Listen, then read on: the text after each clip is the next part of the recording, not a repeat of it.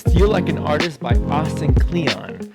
That's what we're going to talk about today. I chose this book. It's something that I personally, I watched like a YouTube video or something a while back, and it recommended this book. If you ever get stuck in a like creative funk, this can be a great book to just kind of get you out of that funk. It's a short read. I compared it. I told you it's like eating chips. It's not like crazy complex. It's just good. It's just good to chew on. It's good flavor.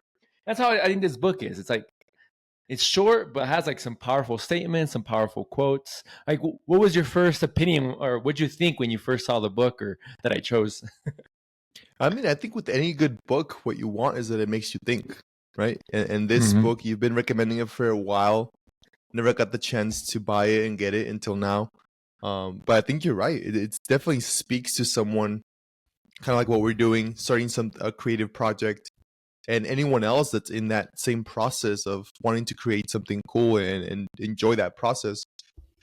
Reading this book is gonna kind of reframe their mind and maybe get them thinking about things that they haven't thought of, and also maybe things that they did think of but see them a little differently.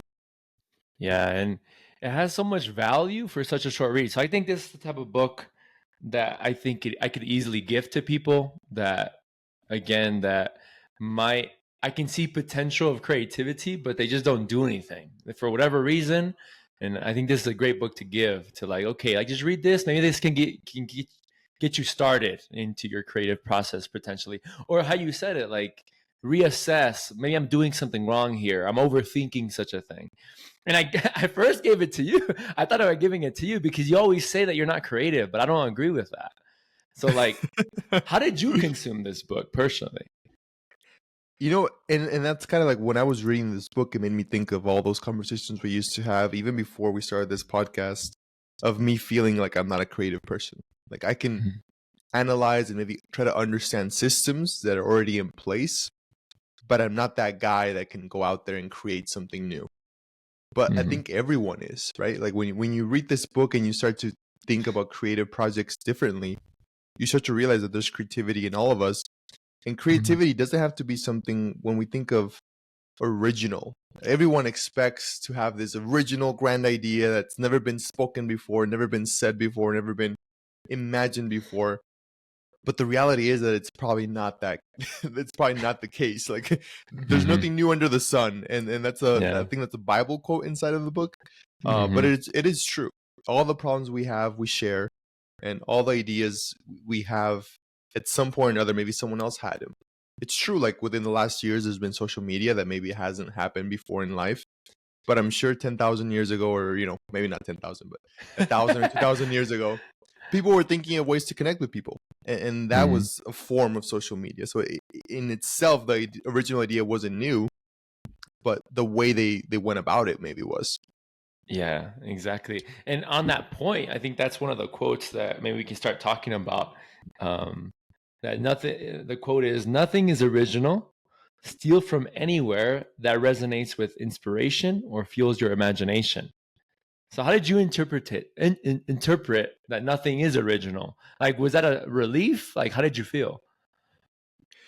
I think that relieves pressure from anyone that's trying to Mhm. create something. Because if you try to wait for that moment, I mean, I don't know how you feel about this. You've been in a creative journey for a long time. If you try to take that perfect shot in photography that no one's ever taken before, you're probably gonna not take a lot of pictures. And there's probably Yeah. more greater benefit in just taking more, editing more, getting better at those things. The same thing Yeah. with originality and stealing, right? Stealing gets a bad rap or a bad rep. I don't know which the correct word. Um, but the title of the books refers more to like borrowing or maybe being Mhm. inspired by, right? You're not Mhm. gonna go and get someone's drawing and be like, "That's mine now." I'm gonna go hang it and say that I drew it. That's not the kind of stealing that we're promoting. It's more Mhm. like looking at that piece of art, saying, "Oh, I like the way they did that. I like the way they painted the sky, or the way they, reflected this landscape, or whatever it is that they're doing, whether it's a drawing or music or podcasting, and then trying to imitate that in your own little way. And if you do that, for multiple people, by the end of it, you're going to end up with something maybe original that is not original because you took it from all these people. Yeah, and that's how I feel too. I think that like my personal journey of creativity, you know, I feel like I've been applying these things not knowingly. Like I, I've always like looked up to like these great photographers or YouTubers, and I was like, how do they get that shot, or how do they edit it that way? And I try to copy them, right? Like, um, but the thing is, like when I was trying to do this, it pushed me to maybe see the world through their eyes a little bit, but then see the things, well, okay, that's how they see it. I see it a little bit differently. But now you are in the position to, create, or like in my case, I do photography, to shoot it. And I think that for a long time, like I like the photographer I looked up to the most when I was a kid. Or I think he's like the biggest YouTube photographer that I know of, at least. There's probably bigger ones, but it's Peter McKinnon. For a long time, like his editing style I really liked. He shot a lot of landscapes, and he did like a wide variety of images, but the way he edited was something I always wanted to strive to get to. Um, and I feel like I imitated a lot of his work, at least his editing style. Maybe not his photos, because he's based in Canada, so Mhm. I'm from Arizona, like completely different landscapes. But I really try to imitate him, and it pushed me to learn forcefully. If I sat down and said like, well, the way I view, the world isn't original, or I can't find that originality, then maybe I will have never taken a picture, because Yeah. like there's, cameras existed for so long. Like the odds of you shooting something that's not been shot before is hard. Yeah. Um, but I think there's a beauty in that imitation. And I've grown a lot in it. Yeah, I think But I think so as well. And anyone that's trying to embark in that journey, like we mentioned, the fact that there's nothing original shouldn't be a sad realization, but actually a happy mhm. one. It should make you think, oh, well, I can bring something in, even if it's not completely original that no one has ever seen or thought of this before. It could still be something worth sharing or something worth putting out there. Yeah, I think that like you're saying, this frees one to just create. Like stop focusing so much on get the perfect thing. It's okay to be influenced by everybody. That's how music is. That's how art is. Like Yeah, it's just doing it. And just to differentiate, you already highlighted it, but we're not saying, oh, steal from someone else and say it's yours. No, more so being influenced by others. It's okay. Nothing's wrong with that. yeah. So now that we've established this, that it's okay to borrow in your Mm-hmm. creative pursuits, that it's okay to get ideas from multiple sources, multiple people, multiple fields, you know, let's dive into some of the things that we can do. Once we establish that that's okay, and some of the things that we have to be careful for as well, because this book includes good advice, but also things to watch out for.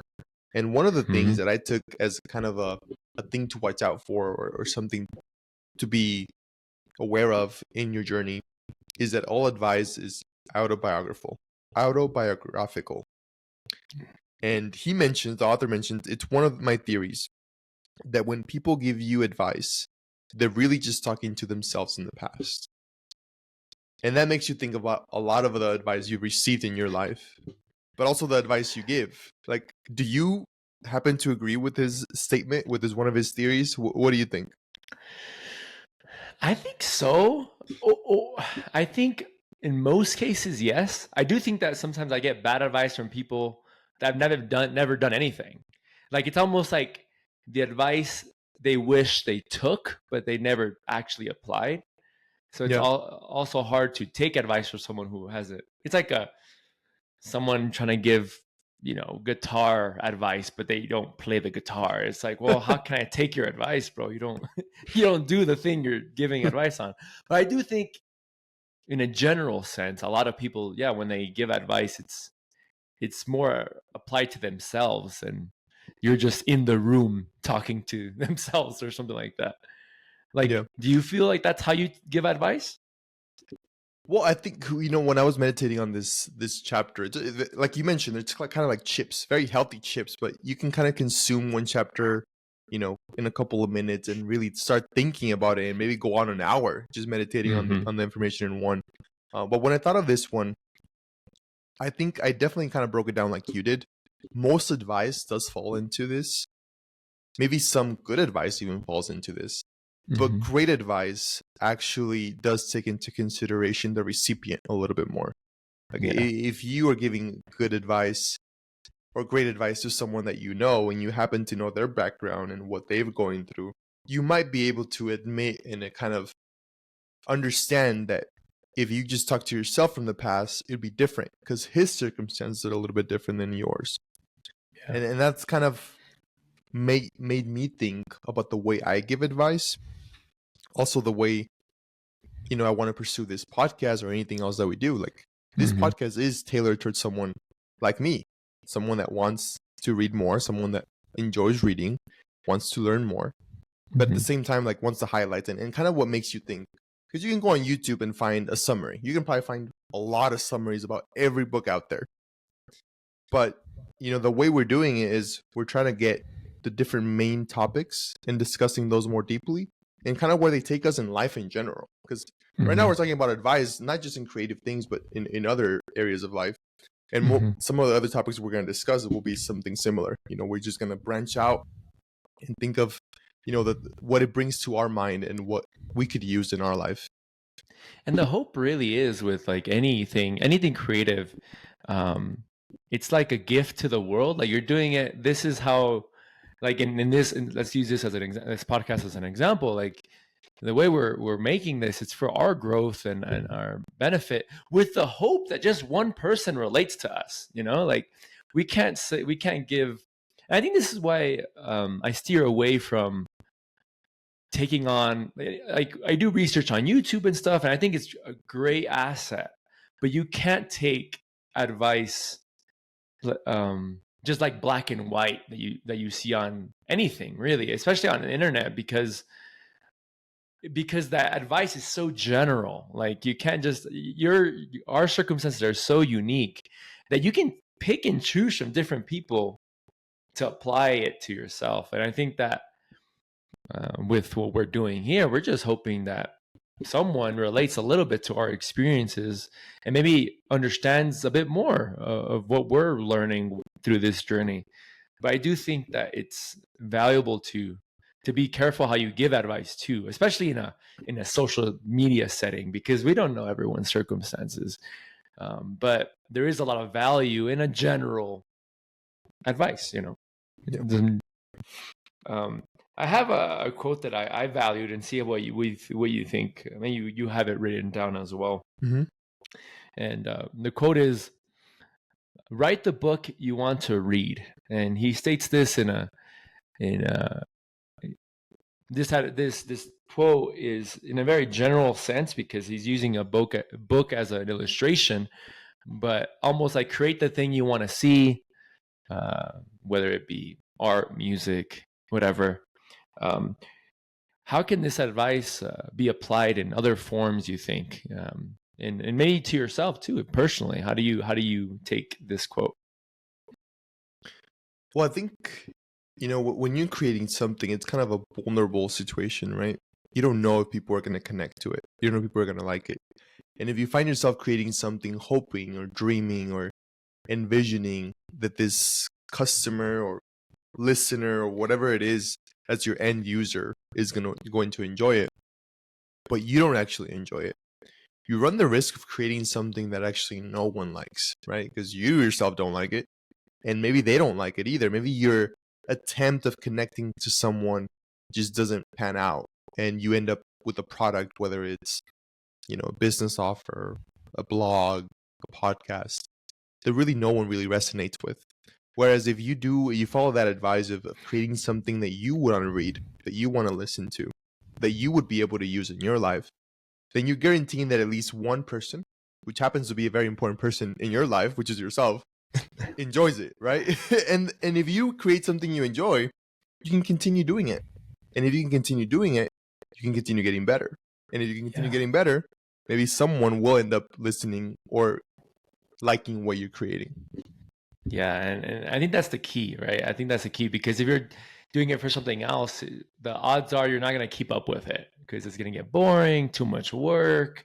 And I can think of like many, I mean, we've had many projects between us that we've tried that maybe we're thinking of like the financials, like we're thinking, oh, like if this blows up, this can, but it's almost the Yeah. wrong, it's like a corrupted idea. It's like you're already doing it with an end goal in mind or a financial end goal in mind, where the idea itself is already corrupted. You're not going to enjoy it. You're going to be so focused on, well, if you're not making money fast or whatever the case is, you're not going to keep doing it because it's hard work or whatever. You're not enjoying it. Yeah. So I think I'm happy that we've, from all our different projects we've talked about together, we've gotten to this one. I did think this is a project that we do enjoy, and we've done it. And I think this is where the original idea started, was that we do this without the setting, right? Like we would call on the phone and talk about books and stuff. So it's like, why not record it? And that's how we got here. And I think that's Exactly. Yeah. the value of enjoying it. Yeah, and I think in the book it mentions how we are some of our influences, and it quotes a German writer. I can't pronounce his name. Goethe.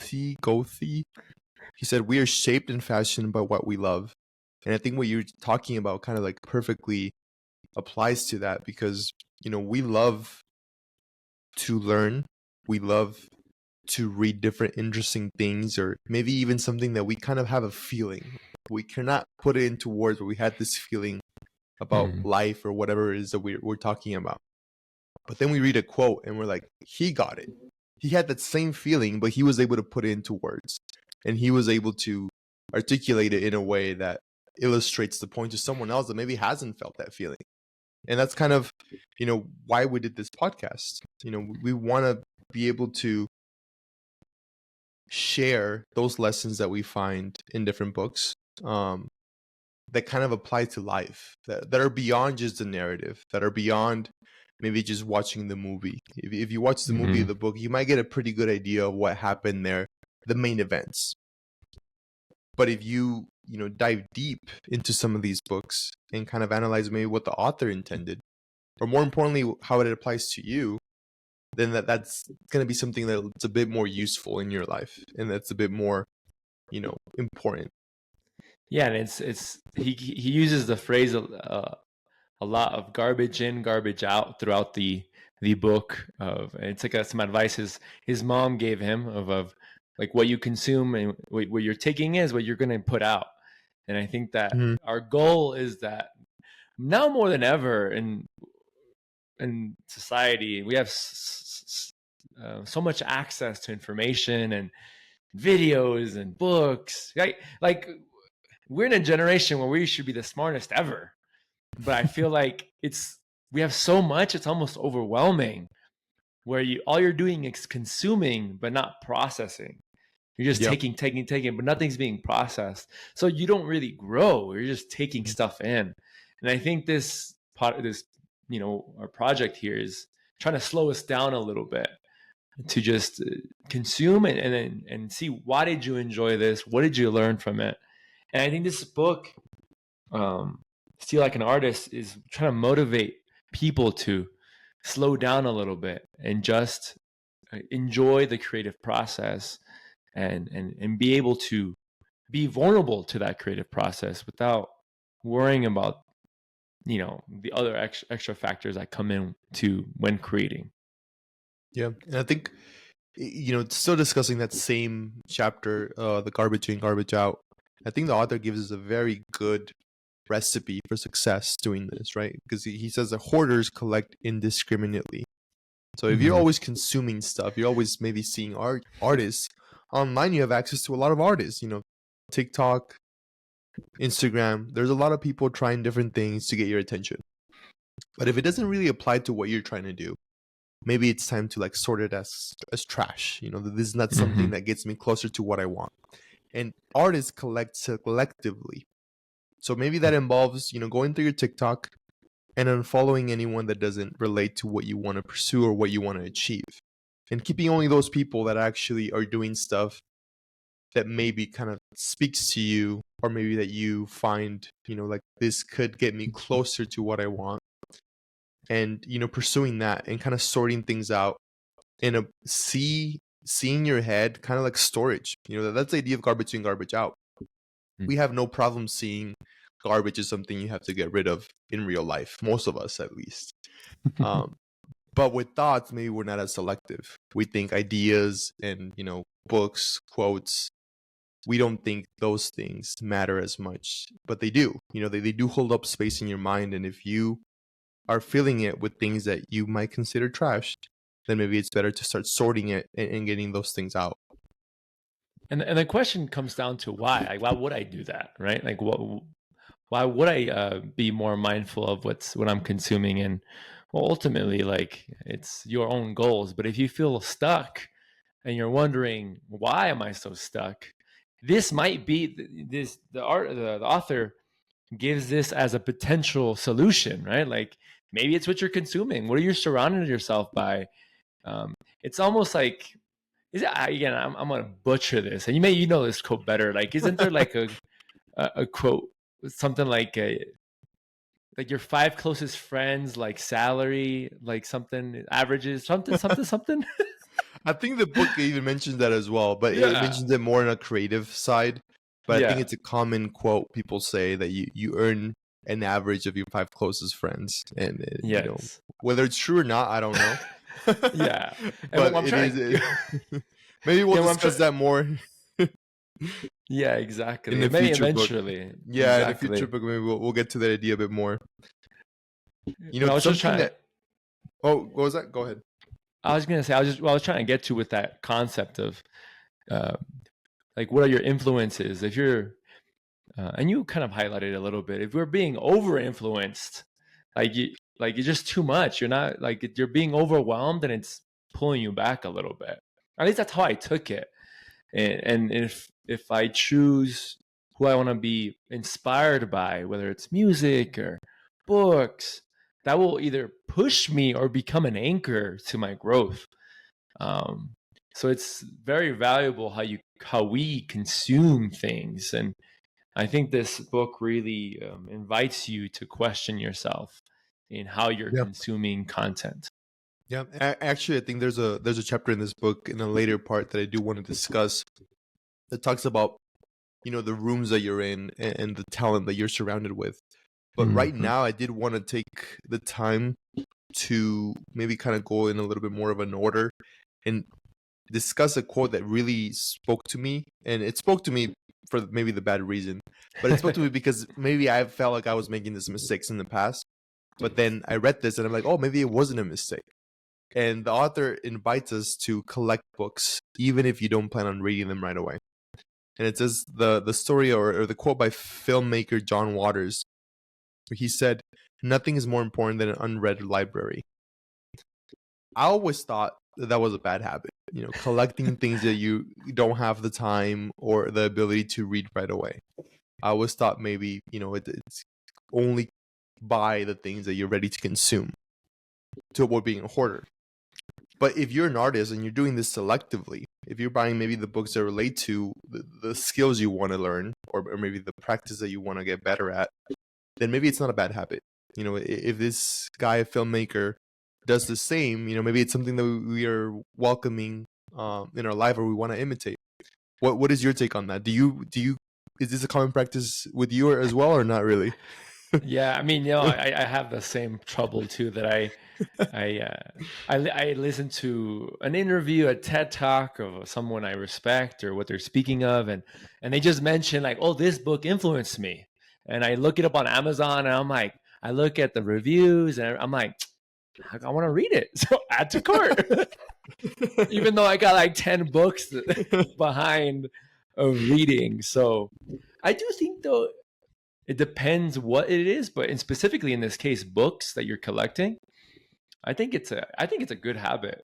I think it's almost it's giving you a basis for a good habit of reading.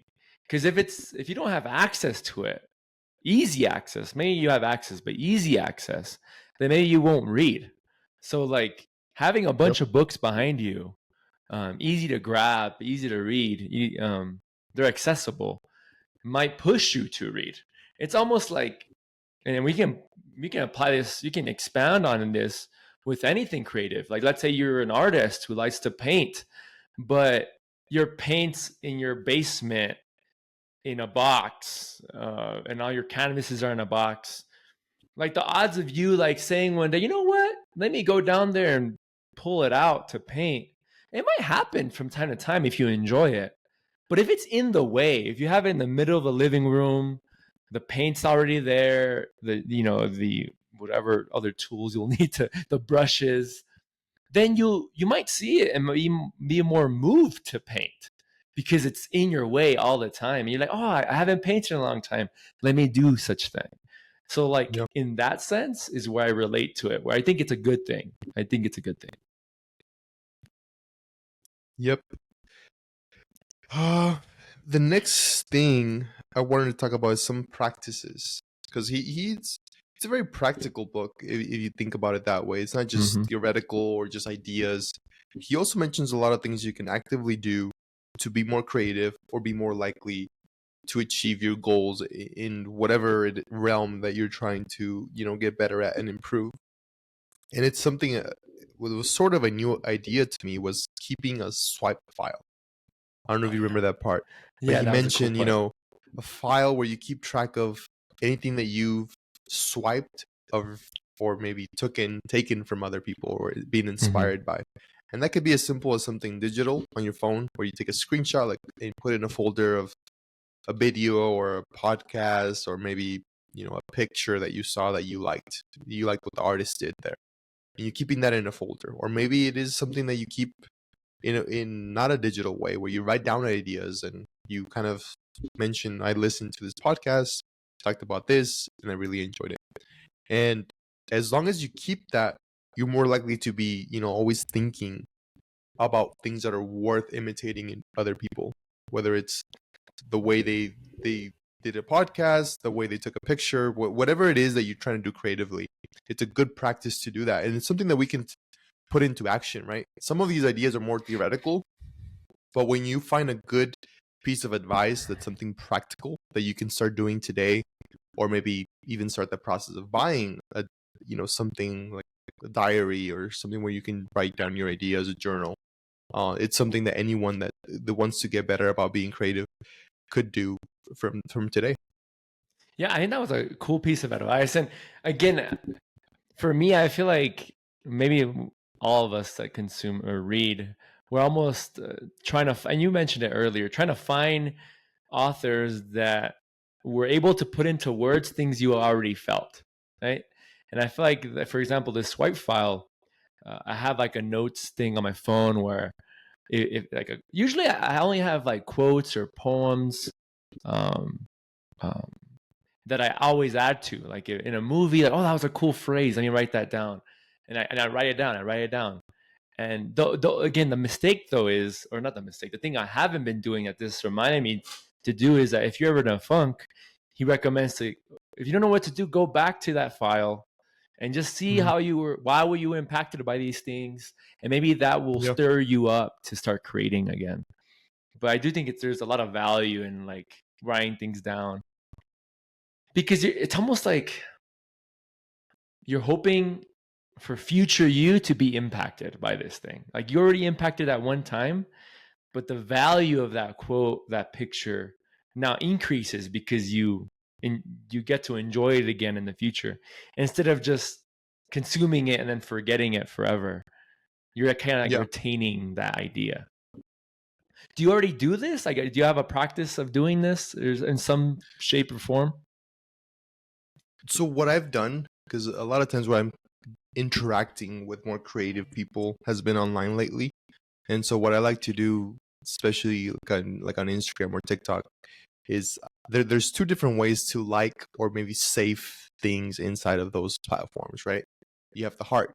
And with the heart, I like anything that I find funny, interesting. It could be random. It could be, across a whole wide range of topics.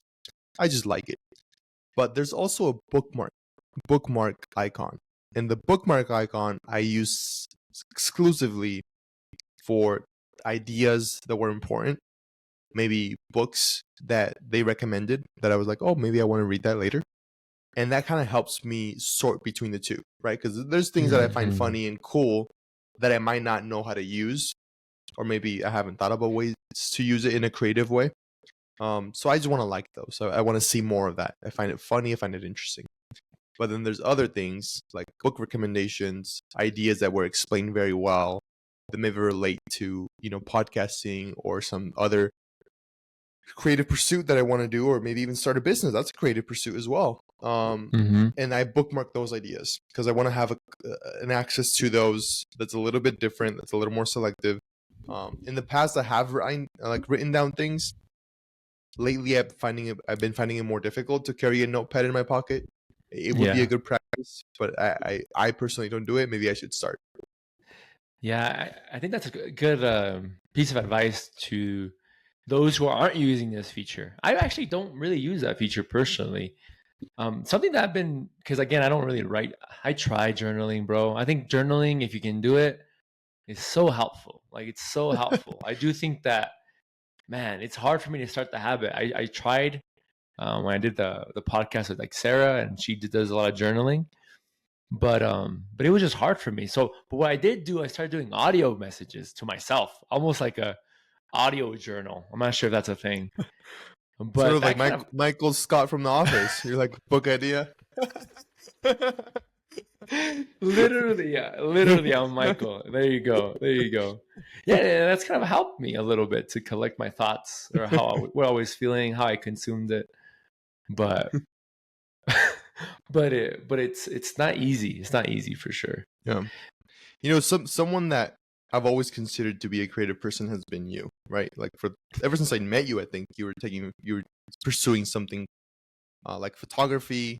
Lately, you've been doing podcasts or starting businesses. All of those are creative pursuits. And you're probably familiar with this term that the book discusses briefly, even though we'll probably discuss future books that talk about this a bit more in depth. But it's the idea of an imposter syndrome, or having that Mm. imposter syndrome. And it's very prevalent, we could say, in people that are a bit more educated that might feel like I'm better than this in a way, and don't like that idea of feeling like they're not as smart or maybe as real as they are. Like, have you felt that like throughout your creative pursuits?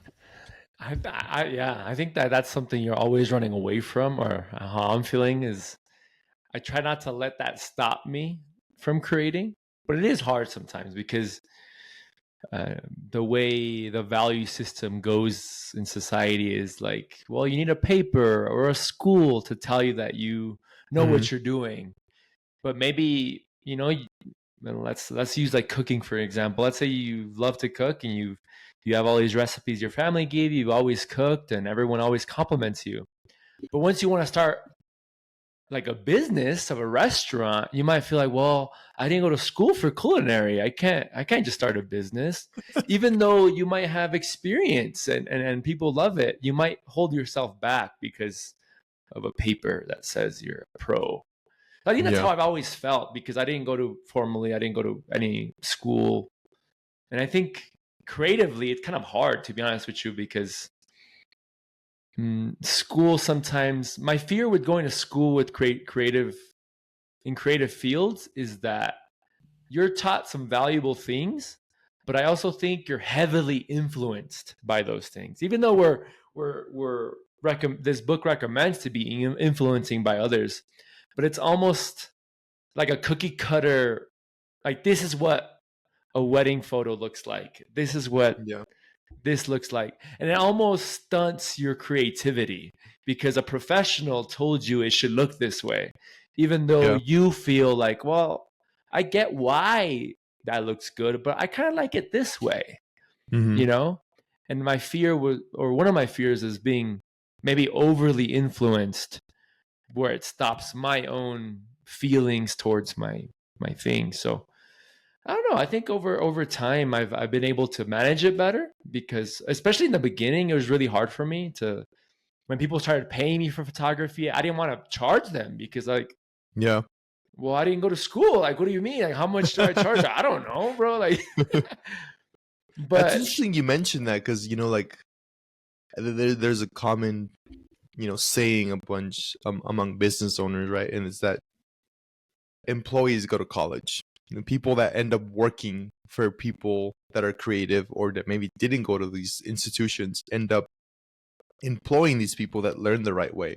And it's kind of like, photography is a perfect way of illustrating this, right? There's a photography degree you can get in many colleges, and you might be able to learn the correct way or the right way to approach certain endeavors like videography or photography, professional photography, wedding photography. But if you learn the correct way, do you think that kind of hinders finding a better way, finding the best way or a different way? Because I feel like that's what happens. Like if you go to college and you are influenced by all these people that know the correct way to do something, you learn the correct way, you're like, oh, actually, this is pretty good. Whereas if you didn't learn that, maybe you would have trial and error, fallen many times, taken some ugly pictures, done some bad podcasts, but eventually you could have been finding the best way to do this, like a better way that's different. And it goes back to that quote of, I think it was Henry Ford or someone that created cars, and he said, if I would have asked people what they needed, they would have told me they needed a faster horse. And I created a car. Like, they would have never told me they wanted a car. That's true. I do think, again, I'm not trying to say there isn't value in like creative schools. I think there is. I think you do have to have a lot of self-discipline to not let it overcloud your own creativity. I think, for example, I can't, even though I love photography, I'm doing it for so much years, I do think I'd feel overwhelmed if National Geographic came calling and said, like, hey, go shoot this. I would feel overwhelmed because like I would feel like that imposter syndrome. Well, what is the industry standard that they expect? Because I don't know. But if they came calling because they saw my work and they're like, no, well, do you, but Yeah. shoot this specific thing, well, then I'm not that worried. Yeah, I'll take the job, whatever, let's do it. I'll have fun with it. I think my worry would be in that case when it's like, what's the industry standard and can you create that industry standard? I'm not sure if I personally can. Maybe I can by force. Like, I just say yes to everything, like, and I'll figure it out, like, Yeah. We'll probably discuss this idea a lot more in the future because I'm beginning to feel the imposter syndrome with this podcast. Like, am I a podcaster? Probably not yet. no. But I have to, find ways in the future to internalize those accomplishments. Maybe the idea is, if you record a podcast, then guess what? You're a podcaster. Like, yeah, I think that's the thing, is like redefining these titles, like, yeah. Again, like, and there's balance, right? I just can't go out and say I'm a doctor, right? Like, there's balance to these titles, but at least in a creative standpoint, as long as you're not lying to somebody, like promising something you can't give them, because you don't have the tools or you don't have the knowledge, I don't think it's wrong, because I do think, I mean, there's a part of the book that also talks about faking it until you make it. And this is kind of relates to this, where it's like, don't outright lie about something you can't do, but don't stop learning just because your Instagram bio says podcaster now, like don't stop. Like, don't say like, oh, I made it. Like, the little thing says I'm a podcaster. And I see this a lot. I mean, maybe we'll talk about it later when we talk about more business books, but there's a lot of people who call themselves like entrepreneur or I can't pronounce the word. You pronounce it. You're better. And entrepreneur. There you go. Yeah. Okay. I think there's a lot of people like, they're like self-claimed, all these things, but almost by claiming that title itself, they stop learning, So I think that's where we have to be careful. Yeah. I mean, I do want to discuss that next point you brought up, the fake it till you make it, because he goes into that phrase a little bit deeper than a lot of different authors that I've encountered that speak about this. Because he says that there's two ways of interpreting or reading that quote, fake it till you make it. And the first one is pretend to be something you're not until you are. Fake it until you're successful, until everyone sees the way you want them to see you. Everyone sees you the way you want them to see you. That's interpretation number one. And some people might agree with that one. Interpretation number two, and personally the one that I resonated with a bit more, was pretend to be making something until you're actually making something. And that's the way I feel like about this podcast, right? Like maybe it's too early to say we've made it and we have a podcast. But if we record 5, 10, 20 episodes, then at that point, maybe we are. And that's the reason I like that definition, or that way of thinking about fake it till you make it. It takes away the power from other people, right? The first one is do something or pretend to do something until other people see you that way. This one doesn't involve others. This one's just me. Pretend to be doing something until you're actually doing something.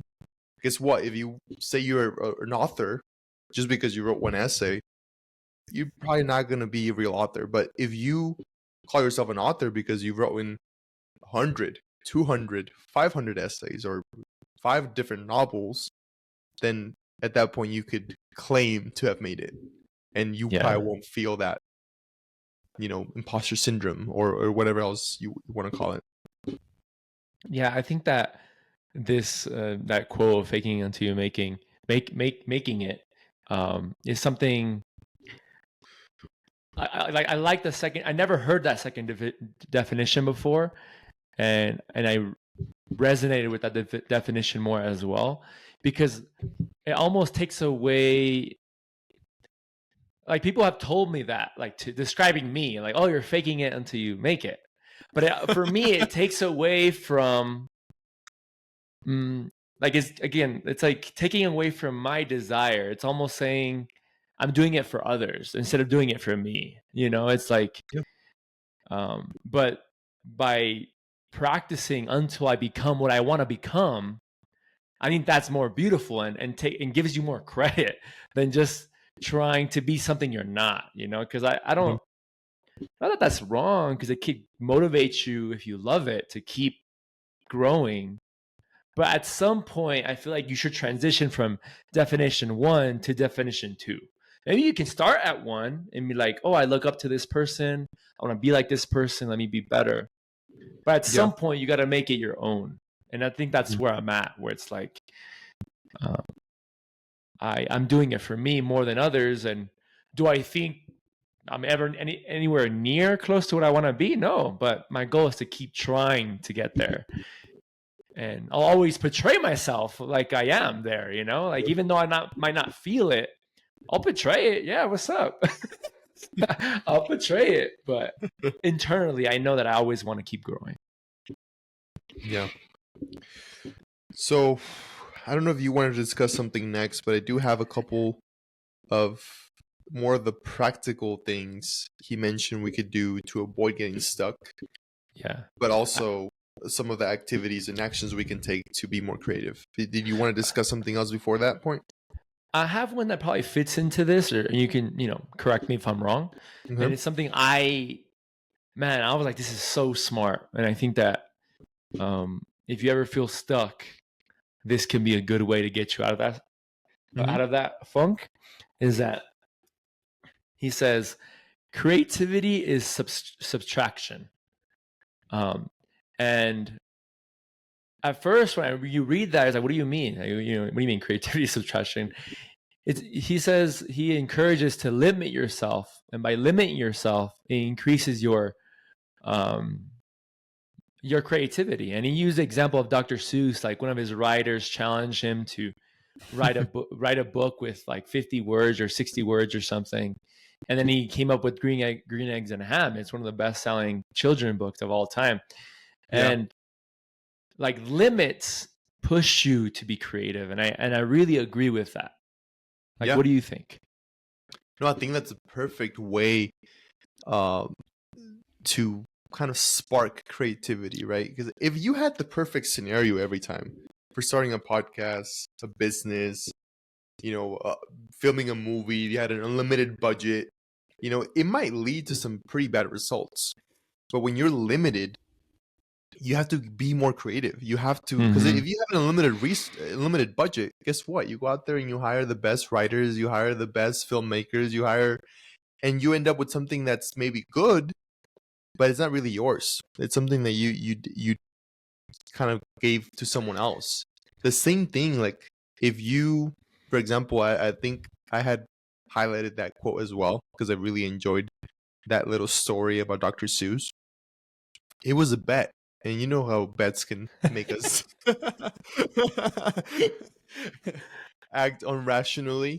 And if you think about it, his boss was definitely really smart, right? Like he was an intelligent person because this is a children's book, and it was pretty long, 236 different words.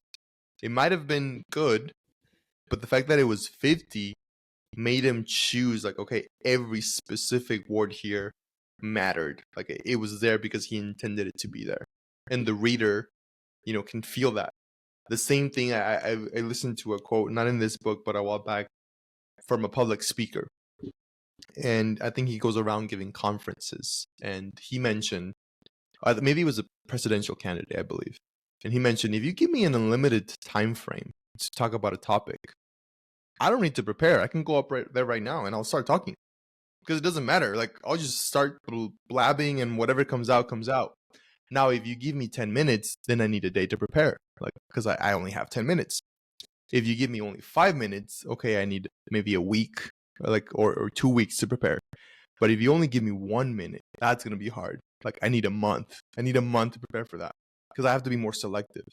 Well, the same thing with us. Like if we constrain ourselves to, like, hey, I'm gonna create this during this lunch. Like I have to come up with an idea right now. And you subtract all these other things, like, oh, I need a new laptop, I need to, have a better circumstance, and you just remove all of that and you force yourself to act or create something in this constraint, you're gonna end up doing it probably better. The same thing, I think it's honestly very dangerous to start a business with an unlimited budget. It's much better to follow the advice of starting a business without any startup capital, because then you're probably going to end up doing more of the work. You're going to end up having to do some of these creative things instead of hiring someone else to do them.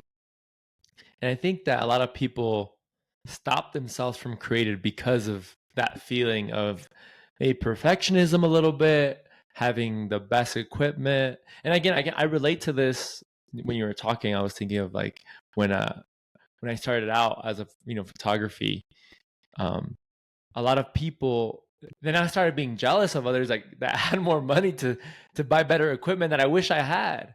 But I do think, like you say, like starting off at a higher point reduces your growth. Maybe you get higher quality content faster, but your personal growth is much slower.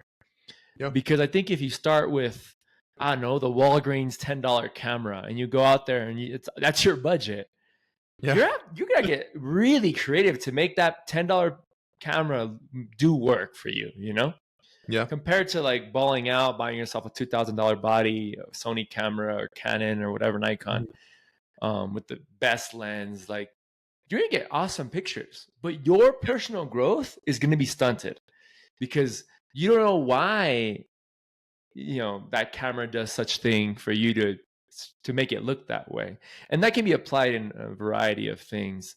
And I think that's the best advice you can give to a creative or someone who wants to be creative, is to just create. Don't focus on anything else. Just create. Yeah. And I think that's why I'm proud of us, because we don't have a perfect setup right now, and but we're trying. We got a mic, we got a webcam. You're in Arizona, I'm in Mexico City. That's not stopping us, and then maybe one day we can afford a studio. That'd be sick. But for now, we just got to keep creating, and I don't think that should limit you. And I do think when you're talking about the illustration about the movies, people with a great budget still make terrible films. I can think of many box office movies that had like a $300 million budget and it failed terribly. But then you had Napoleon Dynamite that had like 10 grand, I believe, I remember correctly, of their budget, or less. I think it was less. It was like the biggest movie with like the lowest budget. But what made it good was the dialogue, the comedy. Like It was simple ideas. Sometimes when you have so much options, you don't know what combos will look good together because you have Yeah, so many. Like it's overwhelming. So that's why I do think creativity is subtraction. Personally, it's I like agree as amazing. well. Now, I wanted to discuss things that can help us be more creative. And this is Okay. a common activity or something that you could practice. It doesn't mean that it's easy. It is kind of a harder ask from anyone, especially in today's day and age. And that is take the time to be bored. Why I Oh think yeah, this I is got so that one. difficult is we live in a world where it's, strangely enough, easier to be entertained, to have something taking up your mind, your attention, than it is to be bored. Like if you ask a random kid or teenager when was the last time they just sat down and stared at a wall, they're probably not going to remember. But they will remember the latest TikTok, the latest meme, whatever it is that took their attention. Now, why do you think the author gave this advice? Do you really find value in it, or do you think it's one of those advice people gave, but it's really not applicable or beneficial in daily life? I think so, man. I think that's why I enjoy cardio, um, because you I think there's like this runner state where your just mind is you're just doing a consistent habit and you have like your mind is just clear. I do think there's a lot of value in being bored because it allows for your own creative juices to flow, I guess. Because you're again, if you're constantly taking in things, then your mind never has a time to have its own thoughts, you know? So, like, that's why there's like, not the joke, but like the best thoughts come in the shower, right? Like, Yeah, it's because you're just sitting there, the water's running, you're just, taking a shower, you're not doing anything crazy. yeah. So your You know, mind is more open to think. yeah, in your mind, a lot of times we feel like we're always in control of our mind. And I actually want to discuss a book that talks about that a little bit more. But when you see your mind as sort of a separate entity in a way, like think about when you're dreaming, when you're asleep, you're not in control, but still your mind is producing something. Like it's even kind of a visual output that you see and visualize. Your mind is kind of this little box where you feed it, give it all this input. But if you just give it time to process it, sometimes when you're bored, it just kind of connects things for you, and it just Mm-hmm. kind of spits this out, which is hard nowadays because as this quote he mentioned, a coworker, he said, "When I get busy, I get stupid," and that's contrary to what most leaders, business, people, and people in general right now kind of brag about being busy. That's like their Mm-hmm. greatest accomplishment. Oh, I've been so busy. I don't even have time to give you a call. But when you think about the fact that if you don't take that time to be bored, to just relax, maybe look at a wall, remove all digital devices, and just start thinking or meditating on a book that you're reading, whatever it is that you're doing, just letting your mind take over, you might be missing out on a lot of cool ideas, a lot of cool things, or a lot of problem solving, right? Because if you start meditating about a problem and you start meditating, you might not find the answer. Like this happened to me a lot of times where I'm in the middle of a conversation, trying to recall a quote or an idea, or person's name, and I just can't get it for some reason. It just completely escaped my mind.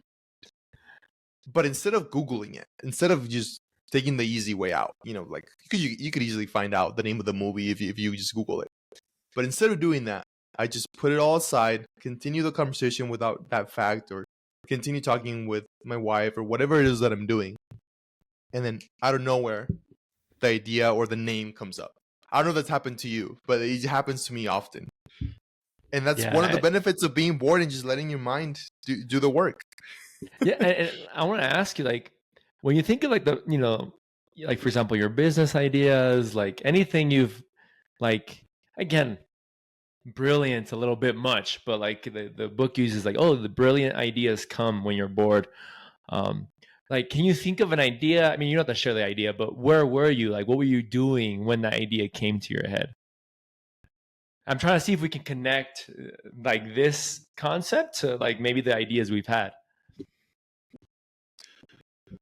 Well, uh, I think it's been for smaller things up until now. Um, I wanted to discuss something that relates to this, and it's the quote by Steve Jobs: "You can't connect the dots looking forward. You can only connect them looking backwards." Right, and I think that's Okay. happened a bit more often than Oh, okay. the idea of being bored and randomly getting this amazing idea. But Okay. in a way that also kind of talks about what you're discussing, right? Like getting good ideas Hmm. or good business ideas or whatever it is that you're thinking. You have to have this kind of mentality where I don't know why I'm doing this. Like I can even say this about this podcast. I don't know why like I'm doing all this, effort to put this out there. I enjoy just talking with you. I could have done this without the Hmm. recording. We could just talk Yeah, about yeah. books every couple of weeks. But I know that maybe in the future, looking back at now, I'll be able to see, you know what? That was actually cool. I learned to articulate my ideas and how to share them Hmm. better. I got more comfortable being uncomfortable and vulnerable because, putting things for people to judge and be out there is kind Yeah. of a vulnerable spot to be in. It is. And It is. that's something that, Steve Jobs mentioned in his autobiography. No, it's biography, not autobiography. He didn't write it. That's probably another book we can discuss in the future. But he mentioned, before Apple was created, he went to college, he dropped out, but he started taking some courses after he dropped out on calligraphy. I'm probably mispronouncing that. Calligraphy, I think. Is it Calligraphy. is it like writing? Yeah, like different Yeah, calligraphy. handwriting. Yeah. Yeah. And he said that he took that and he was interested by it, but he had no idea why he did it. He just did it. He enjoyed it. But then later on, when he was creating the iMac, he told the engineers, "You need to include this in there. Whoever is creative might want to use different fonts and different sizes and all these different designs that he had learned during that class." And Hmm. that's kind of when he says this quote of, "You can't connect the dots looking forward. If you try to look at the future and see, oh, this is going to be applicable here, and I'm going to get this job, and I'm going to get this," you're probably not going to see everything. It's only when you look backwards that you're like, oh, that was a good idea. Like, I just did it because I Yeah. enjoyed it, but it connects when you look back. And I think that has happened to me a lot. One of probably the biggest cases of that was my job. Like when I was in high school, I read about, being a real estate agent, being more involved in real estate investing and how some people have created very successful businesses doing that, even though they didn't go to college. And I was like, I got to do that. So I got my license and ended up getting a job, and it's worked out very well, right? And it wasn't that I envisioned that going forward. I wasn't able to see that. It's until I look back at that idea that I can connect those dots and be like, oh, that was good. I'm glad that I took Yeah. that risk of who knows what was going to happen. It could have ended up like a lot of things that you try and don't work out, but you just need one or two things that do. And if you want to be creative, you have to be comfortable with that discomfort of not knowing all the Hmm. things that will happen looking forward and just kind of taking that leap, taking that step without seeing the next step and just kind of jumping Yeah. in and seeing what happens. Yeah, and learn to swim, right? Just dive in and learn to swim. And I think try more things and fail faster. Like Mm-hmm. I'm stealing this from like Gary V, but he says that a lot. Fail faster, Yeah. and I agree with it. I agree with it because a lot of people are, especially young people, don't know what to do. What do I do with my life? Yeah. Um, Especially, I mean, we're put in a position, especially in the United States, to make such a big choice at a young age. Yeah. Um, where it's like, oh man, like I'm gonna do this for the rest of my life, this thing I studied. It's such an overwhelming choice. And if you don't know exactly what you're gonna do, like 100%, like the reality is you're probably gonna fail, but be okay with that. Be okay with that and try more things. If you might like dancing or painting or coding, it could be anything. But if you're not trying, you'll never know, and it's just failing faster. So okay, that I didn't enjoy that. That wasn't fun, or it's too much work. I wasn't passionate about it. And the reason I was bringing up these ideas when they come up, and I like those quotes about Steve Jobs about connecting things in the past. Um, I think for me, like when I have any idea, I won't say they're brilliant, but my ideas is when I'm doing this really, is it monotonous? Is that the right word? Like very like consistent. Like back in New York when I lived there, I was driving so much. I drove so much. I was driving like 4 hours a day. Wow. So when I was driving, when I was like tired of music, I just had silence. I was just driving in silence. But that's when like majority of like business ideas came. I was just thinking and thinking and thinking, Yeah. almost too much. It was like overwhelming. but sometimes taking advantage of those moments, of doing a consistent thing. I think the author says that he loved ironing, like ironing clothes, Yeah. because it's so boring for him that Yeah. that's where he was like creative. So sometimes we as humans, well, not me, maybe not because as humans, but because we're so addicted to dopamine now because of Yeah. social media, like we're not okay being bored. Like we pick up our phone, like I'm sitting on the couch and my habit is to pick up my phone, right? Like it's terrible. It's terrible. You're not allowing ourselves to be bored, so forcing yourself to be bored might be the thing to get your creativity flowing. Exactly. And I think you said something that was a very good point for anyone listening. Forcing yourself. I think we've grown accustomed to this idea that if it doesn't come natural, it's not meant to be, right?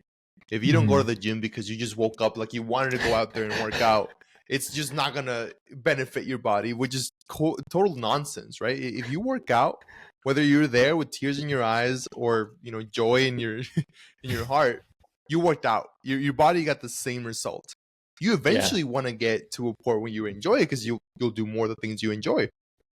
But if you have to force yourself initially to take on this practice of being bored, of just kind of letting things go and just sitting there, whether it's 10 minutes, 5 minutes, whatever spare time you can have, instead of taking the easy way out, your phone and just scrolling social media, if you can do that, you might reap benefits. And it's not going to happen immediately, so don't do it once and then be like, oh, this doesn't work. I didn't get the brilliant idea that was going to change my life. I'm not going to do it ever again. You have to just keep the habit. And if you do that, eventually you're going to probably look forward to those moments of boredom where you just kind of sit there. And I mean, think of how relaxing that could be probably if you just sit there and wait, let your mind kind of process some of the information that you put into it in the last couple of days, maybe even try to tackle a problem. And if you do that, multiple times per day or maybe multiple times per week at least, I think you're going to get some good results. And I mean, the brain is a powerful thing. Like, we'll probably discuss that more in future books, so I don't want to like burn that bridge too much right now. But one of the chapters does talk about the brain, and it says your brain gets too comfortable in everyday surroundings. So what he recommends is this idea of making it uncomfortable.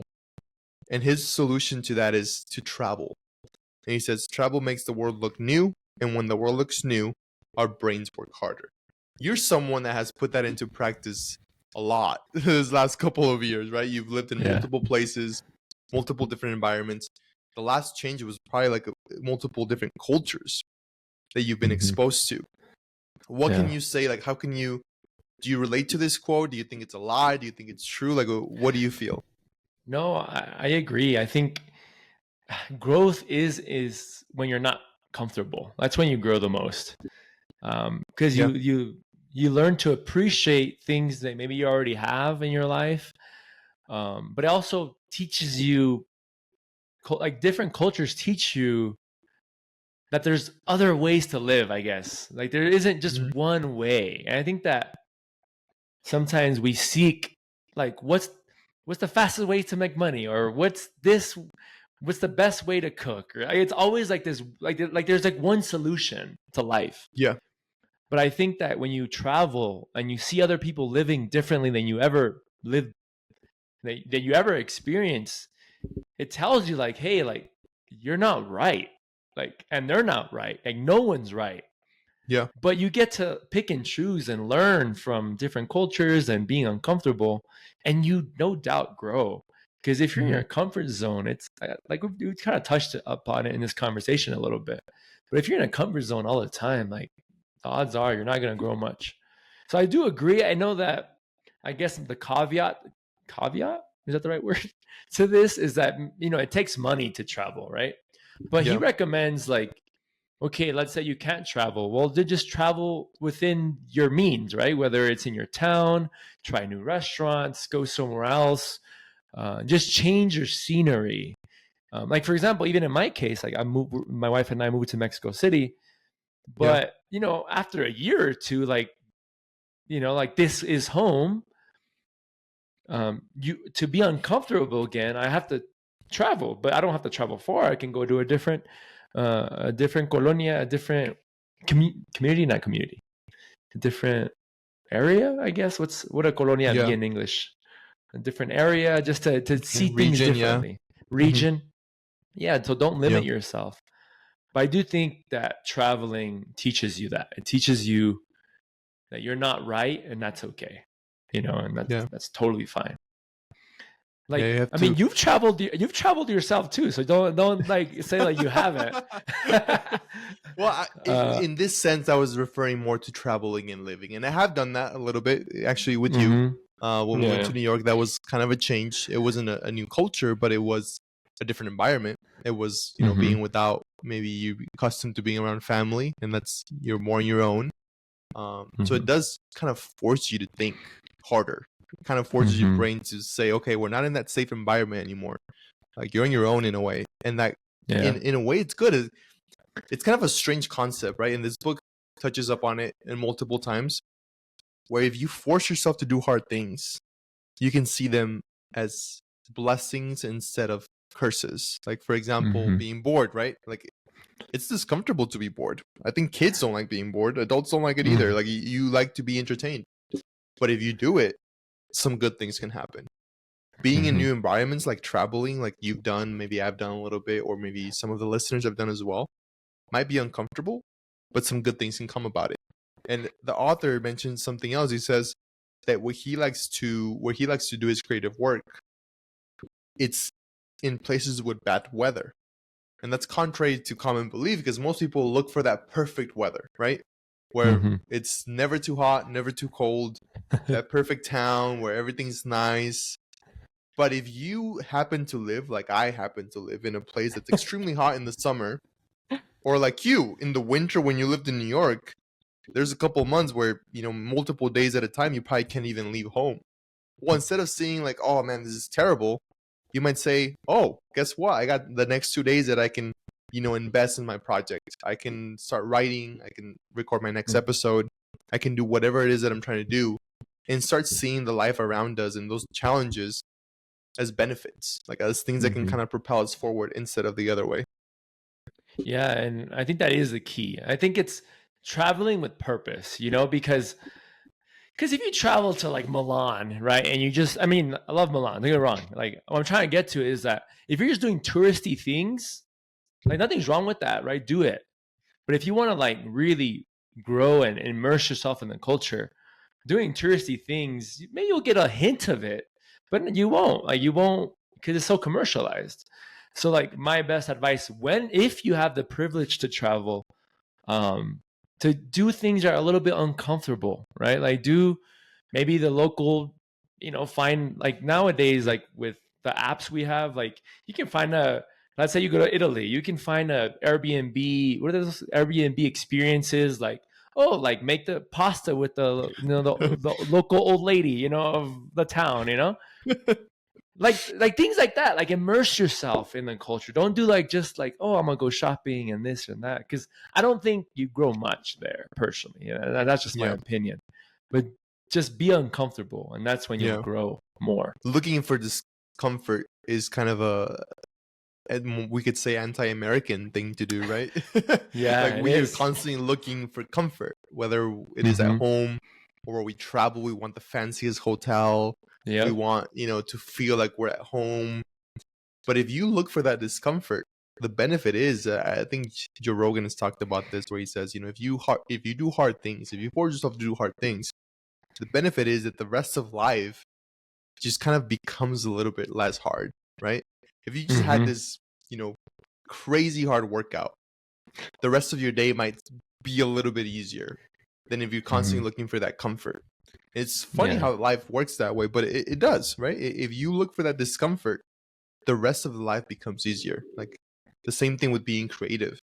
If you're constantly trying to just have everything set up perfectly, it might not work out. But where if you look for that discomfort, being in a place where you're not used to, being bored, being around maybe bad weather, all these things that could be sources of problems could end up becoming assets in your journey of finding whatever it is that you want to do. Yeah.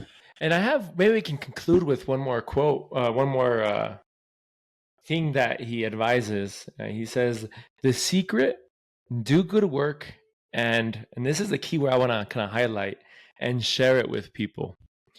And we've talked about it a little bit, but how important is sharing your work with others to keep your, how important is that for the creative process, you think? Well, I think, when you share, it is probably the most vulnerable part of any creative endeavor, right? If you record music and you're the only one that listens to it, I mean, that's cool. That has its place. But if you are not willing to take any feedback, willing to someone say, hey, man, that was kind of bad, like I didn't enjoy that one, then you might not be able to grow. You'll always be, and this connects to my concluding thought, and probably one of my favorite quotes from the book is, if you ever find that you're the most talented person in the room, you need to find another room. So if you're the best musician because you didn't share it with anyone and you think that your music's the best, but you haven't actually uploaded it and seen if people like it, I'm not saying measure your success by how much people relate to it, but it does make you grow when you're able to take in that feedback and say, this is me. What do you think? And if they give you feedback and you take it in a good way, you can end up with a much better version of whatever it is that you're pursuing, whether it's photography, music, podcasts, whatever it is you're trying to do. I think sharing is the best way to keep growing, right? Because I think anyone kind of, maybe when you're starting something, you grow, then you reach kind of a plateau where you're kind of just there. You're not really getting better. But when you share, that's when you can propel forward, right? I mean, everyone does this. There's probably a couple other books that we can talk about, but one of them mentions, I forgot what the name of it was. He mentions that even like neurosurgeons do this. When they've come to a point in their career where they're like an established neurosurgeon, they might think, oh, I'm really good. So how can they grow if everyone around them is kind of maybe even below them, right? They're their employees. They're the ones that just give them the tools, and they're the ones in charge. So what these guys do is they hire a neurosurgeon from somewhere else in the world, somewhere, renowned, and they pay him to come here and look at them do the surgery. And then when they do that, it's kind of a vulnerable position to be in, right? Because this other guy that, is probably like very experienced as well, more experienced than you, is not looking at you do this. You're sharing the way you work. But by doing that, they can get tips from this other guy and keep on growing, not plateau and not get stuck in that way. So I think whatever it is that you do, it's important to get started, right? And the iteration, getting it done, getting the reps in, is probably the most important part. But when you share it, it just kind of propels you forward to making a better product. And, I think a lot of people like to hoard ideas and kind of protect them like babies. You don't want to do that. You want to get it like a soccer ball. Just kick it around. What do you care? Do you like it? You're going to kick it back. If we do that, then we can really, have something. It's not just the ideas, but it's kind of the way you execute them. So sharing them gives other people the opportunity to kind of give you feedback. And I think that's very important for anyone listening that's trying to do something new, trying to take on a project. Don't be afraid to share it. And it is vulnerable. It is scary. I mean, maybe for you, it hasn't been, you're used to it. But for me, it is. No. But if you do it, good things will come about.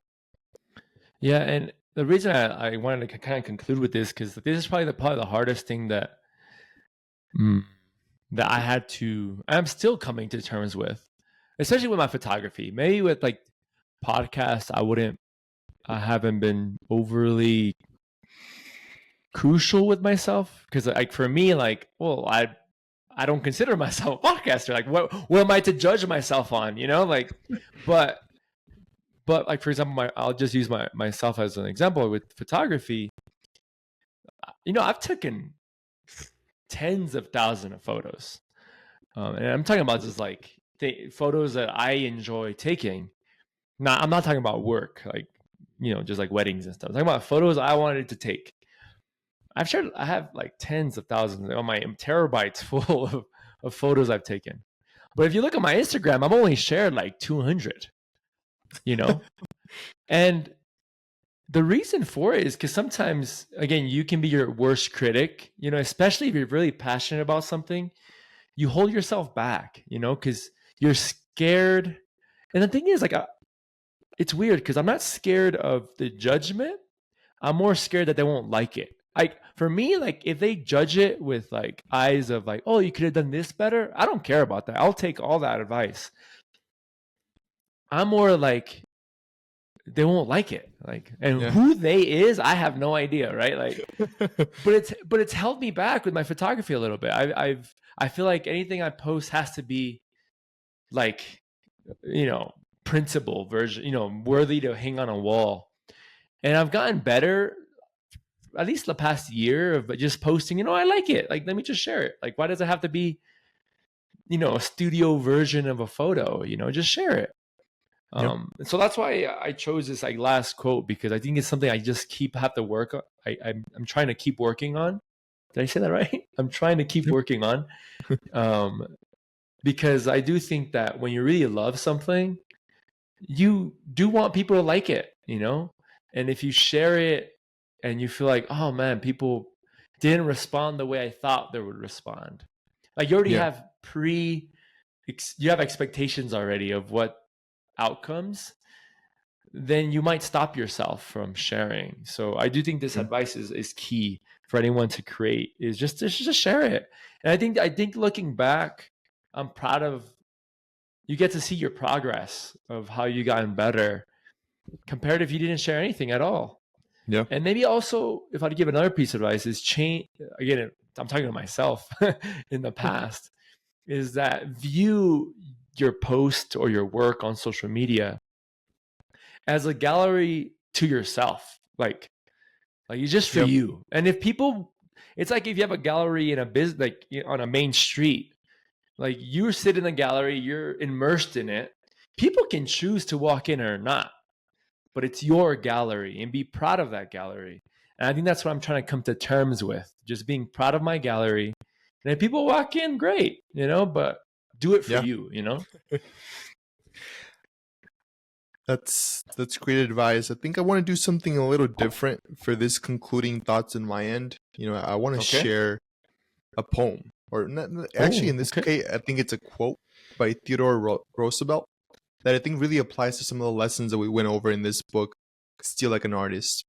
And here he mentions, "It is not the critic who counts, not the man who points out how the strong man stumbles, or where the doer of deeds could have done them better. The credit belongs to the man who is actually in the arena, whose face is marred by dust and sweat and blood, who strives valiantly, who errs, who comes short again and again, because there is no effort without error and shortcoming, but who does actually strive to do the deeds, who knows great enthusiasms, the great devotions, who spends himself in a worthy cause, who at best knows in the end the triumph of high achievement, and who at the worst, if he fails, at least fails while daring greatly, so that his place shall never be with those cold and timid souls who neither know victory nor defeat." That is related to some of the lessons we went over today, and something to think, if you're striving to do something new, something creative that maybe you're afraid to do, don't give too much credit to those people on the sidelines. It's the people that fail, the people that are in the middle that you should listen to. And if you do that, at the end of it, the worst that can happen is that you come to realize that you didn't enjoy something and you stop. But don't stop because other people make you to stop. Just give it a try. That was powerful. I thought you were telling it to me, man, because I like, it's so powerful. Just create. And I think that if you are in a funk, creative funk, This is a book we recommend, Steal Like an Artist. We'll probably go over he has other books eventually that we'll probably talk and read and talk about. But if you are in a funk, or you already consider yourself a creative person but you haven't shared anything yet, this might get you started, give you that spark to get started. And hopefully Carlos and I can start, we're trying to apply these things because we're starting this project. This is only episode 2, so check the receipts when we're in episode 100, and hopefully we've gotten better. And thank you for anyone who's listening, and yeah, we appreciate the support. And yeah, so that was episode number 2. Sounds good. See you next time.